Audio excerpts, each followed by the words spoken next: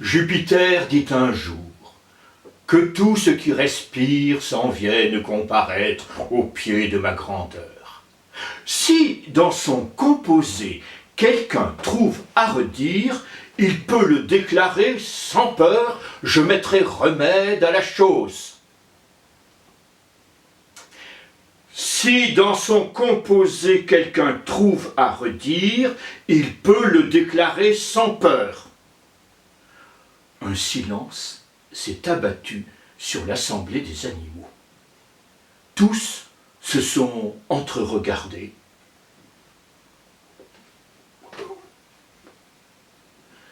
Dans le silence, on a entendu le bruit d'un frottement sur le sol de marbre de la grande salle.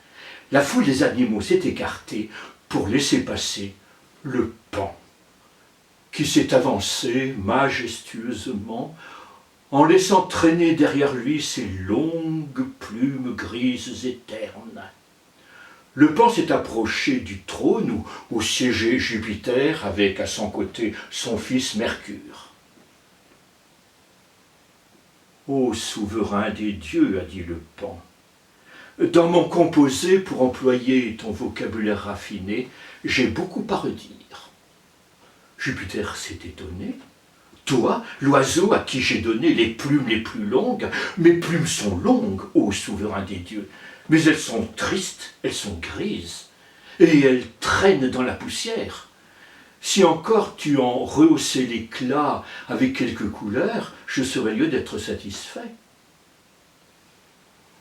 Jupiter s'est tourné vers son fils Mercure et lui a dit « Eh bien, exauce son souhait. » Et un simple coup de la baguette de Mercure a suffi à mettre des couleurs étincelantes sur les plumes du paon. « Eh bien, dit Jupiter, tu es satisfait maintenant, tu peux te retirer. »« Ô souverain des dieux, mes plumes sont longues, elles sont bien colorées, mais elles restent repliées sur elles-mêmes, elles traînent dans la poussière. Si encore je pouvais les déployer en un large éventail afin de les faire admirer à tout le monde. » « Eh bien, a dit Jupiter, ton souhait, je vais l'exaucer. Mais apprends une chose, oiseau vaniteux et arrogant.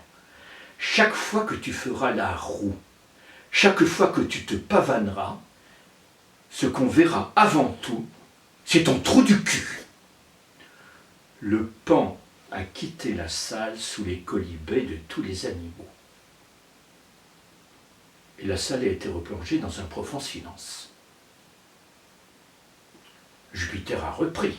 « Si dans son composé quelqu'un trouve à redire, il peut le déclarer sans peur, je mettrai remède à la chose. » Il y a eu des chuchotements.